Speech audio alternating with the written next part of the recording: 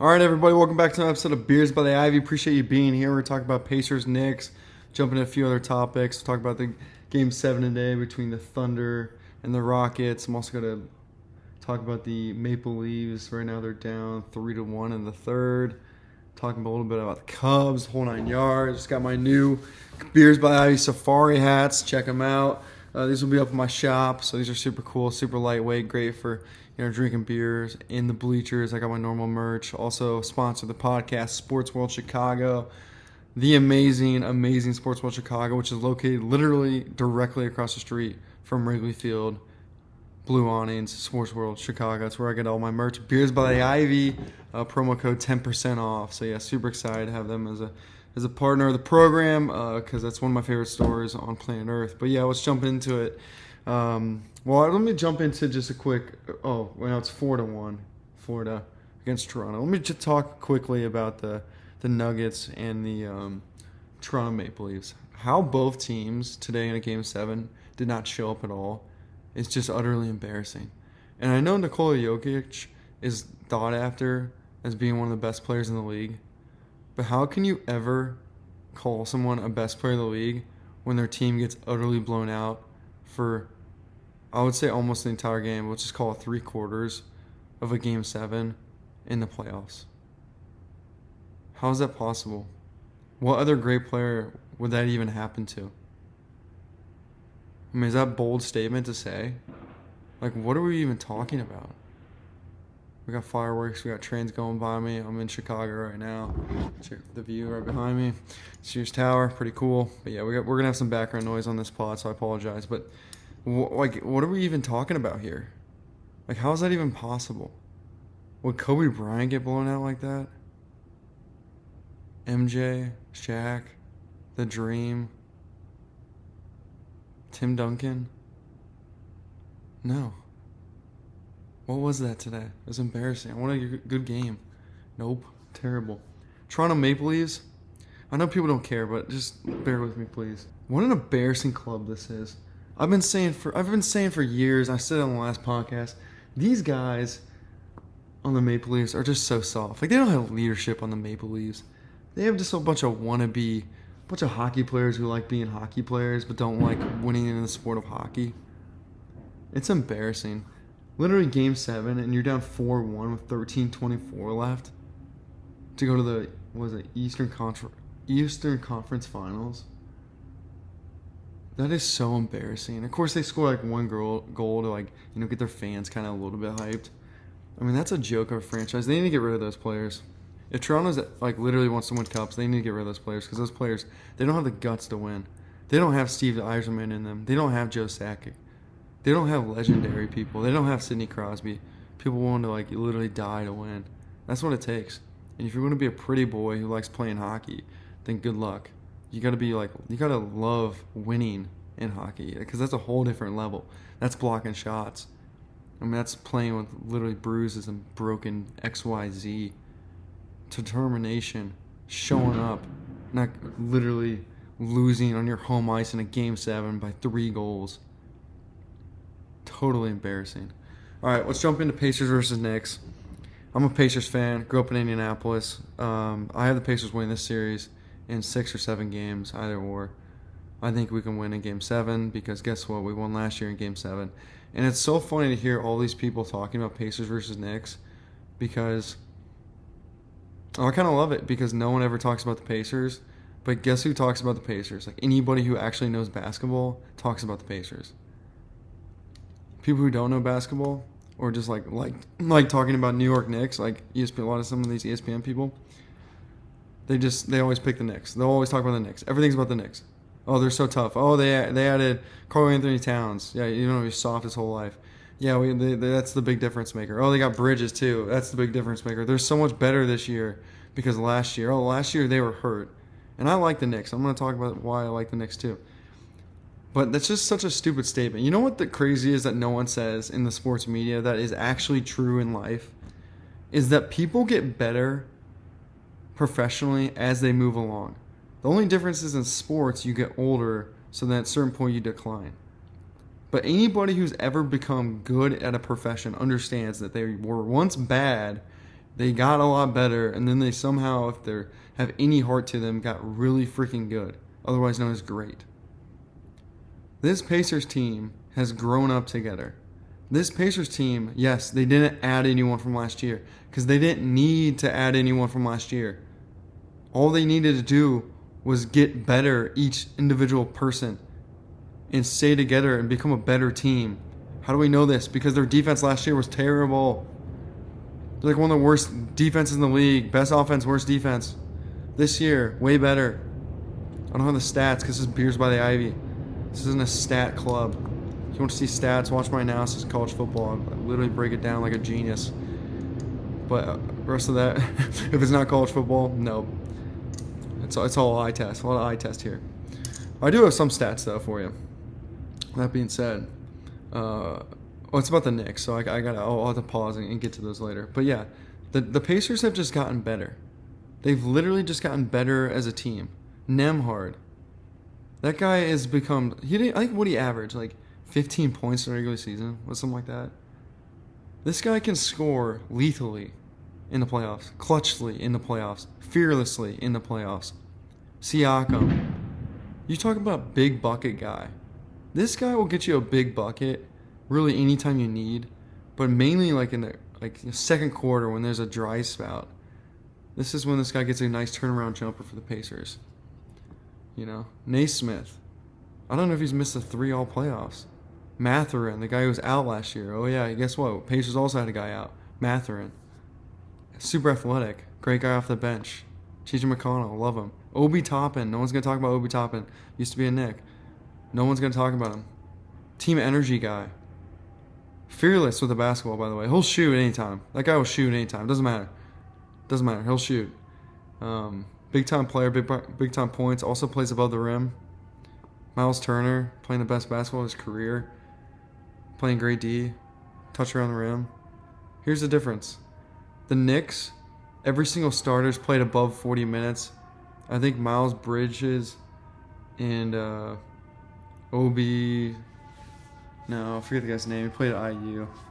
Anyways, it's the guy who was hurt last year. He's good. He's a good player. He plays the power forward. Both of those guys have been playing above 40 minutes. And nobody on the Pacers has played above 35 minutes. All playoffs. Pacers are deep. Pacers are really freaking deep. All right, let's talk about the things I like about the Knicks. I love Jalen Brunson. I love Jalen Brunson's game because it's alpha. And I love alpha. I love when the best player is like, I'm going to shoot the ball, literally. And I love his style. Bump India, fade away, right around the free throw line, the elbow. Good, see you later. Nothing but net. I love the guy's toughness. The guy's a winner. And I got to say that, you know, I call how it is on Beers by the Ivy. That guy's a winner. And I absolutely love that. I also love Josh Hart. Josh Hart is just bulldozer. Guy's tough. Sometimes I feel like his basketball skill is not always great. But he's so damn tough. He's so mentally tough. Him and Jalen Brunson are like a perfect fit together. So those are the two guys, like, as a Pacer fan going the series, I'm like, oh, they're going to be a handful. They're going to be a handful. Like, I'm not scared of Cat. You know, I'm not really scared of Bridges. I think they're both really good players, and I got it. But those are the two guys, Josh Hart and Jalen Brunson, where I'm like, Jalen Brunson's a difference maker. He's a big-time gamer. He's going to hit shots when his team needs him at the hardest and toughest moments. And Josh Hart just knows how to get things done, being a bulldozer. Smart player, too.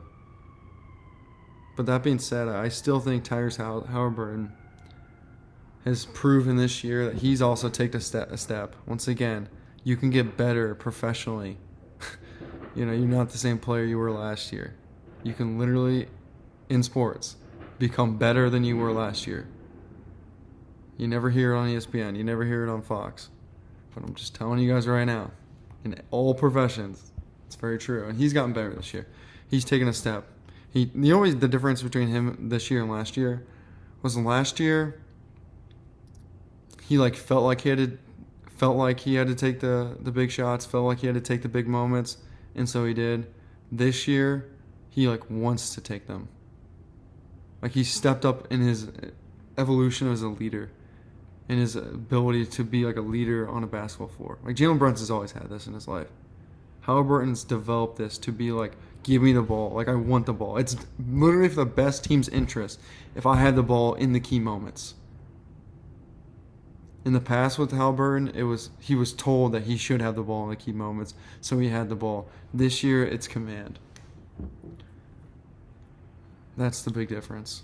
I see this series going for 6-7 games. I see it to be incredible TV. Some of the best sporting basketball all year, if not the last couple years. And I cannot wait to watch. If the Knicks win, I like them to win the NBA Finals. If the Pacers win, I like the Pacers to win the NBA Finals. Now I want to talk about the Indy 500. Indy 500 is close to my heart just because, I grew up in Indy, as I mentioned earlier. But there's nothing like the Indy 500. The competition at the Indy 500 is so fierce.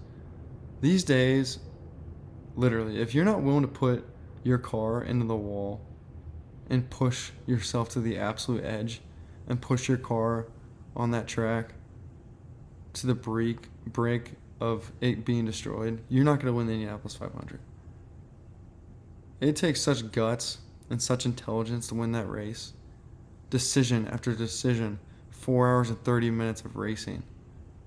250 laps on a 2-point-something mile track? Somewhere in there. Unbelievable. Unbelievable. And just a pro tip for anybody out there. If you've never witnessed the IndyCar radio, Indianapolis Motor Speedway radio network, to listen to the radio while the race is going on, like listen to the race on the radio, you have to.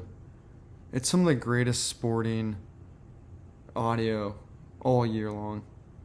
It's incredible. Essentially what it is there's a person on each turn, and there's two people like in the pit crew area where they change out tires, and then Mark James is like the main guy who he calls the main straightaway. And these guys go one after another, handoff to handoff to handoff, as they call out the race leaders or they call out any crashes going on. And it's flawless work. It's like one person calling the whole thing, but it's a group of people doing it together. In Indianapolis, they have this thing called a blackout, so if the race doesn't sell out, which is hard to sell out because it's like 350,000 people to sit down and buy a ticket, right? More people go there. Like at least 400,000 usually go to this thing, I believe. It's probably from 300 to 400,000 because the infield is absolutely giant. It takes 45 minutes to walk across the infield, if not longer. Quite frankly, it takes forever. The thing is so damn big. But they don't count those tickets as sellouts, so you have to talk about the seats. So for forever, or most years, it doesn't officially sell out. This year, it's supposed to sell out. So what I'm trying to say is, usually people from Indiana actually don't get to actually watch the race on TV. So we all grew up with the radio.